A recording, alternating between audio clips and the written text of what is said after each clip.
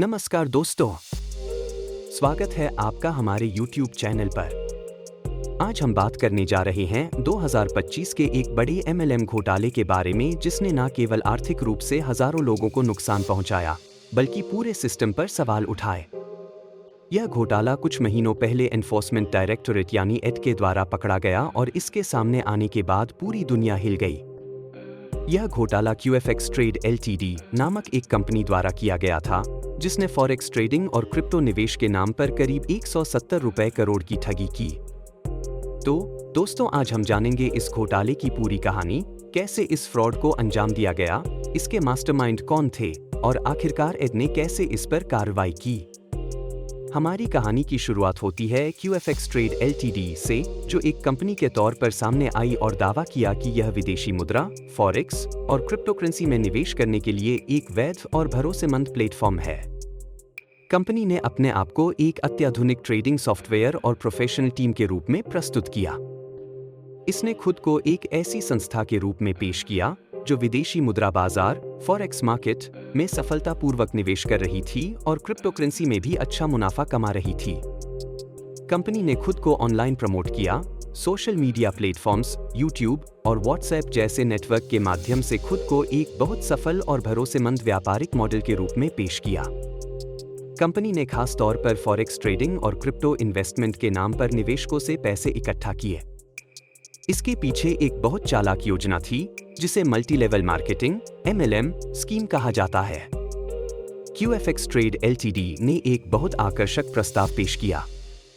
Company ने निवेशकों को हर महीने 20 से 30% का निश्चित रिटर्न देने का वादा किया। किसी भी सामान्य निवेशक के लिए यह एक असामान्य और आकर्षक ऑफर था, क्योंकि बैंकों में FD पर मिलने वाला ब्याज महज 6 से 7% ही था, जबकि यहां हर महीने 20 से 30% का वादा किया गया था। यह वादा उन लोगों को ललचाने के लिए काफी था जो जल्दी अमीर बनने का सपना देख रहे थे। इस प्रकार से इस कंपनी ने अपना जाल फैलाना शुरू किया। जैसे ही शिकायतें बढ़ी, ED ने इस मामले की जांच शुरू की।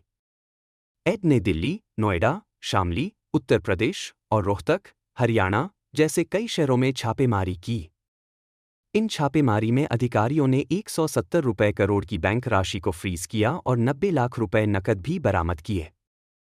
इसके अलावा कंपनी के डायरेक्टर्स राजेंद्र सूद, संतोष कुमार और विनीत कुमार, जो इस पूरे घोटाले का संचालन कर रहे थे, उनकी गिरफ्तारी भी हुई।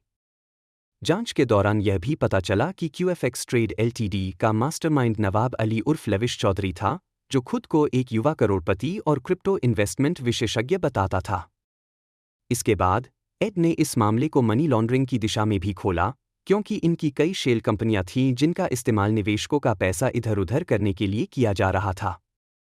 ED की जांच में एक और चौंकाने वाला खुलासा हुआ। इन लोगों ने कई शेल कंपनियां बनाई थीं, जैसे कि NP Box PVT Ltd, Captor Money Solutions PVT Ltd और Tiger Digital Services PVT Ltd।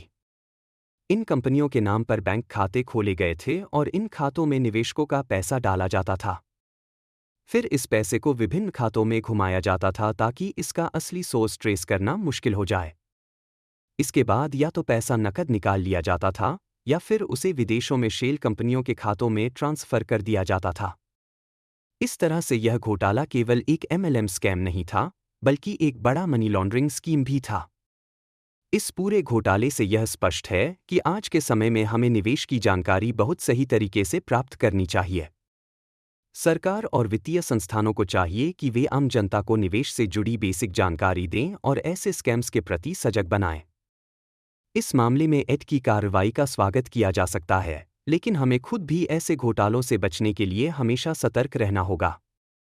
तो दोस्तों, आज की इस जानकारीपूर्ण वीडियो के साथ हम उम्मीद करते हैं कि आपको MLM स्कैम्स के बारे में पूरी जानकारी मिली होगी। इस घोटाले से सीखने के बाद अब हमें अपनी मेहनत की कमाई को सुरक्षा में रखना होगा। धन्यवाद।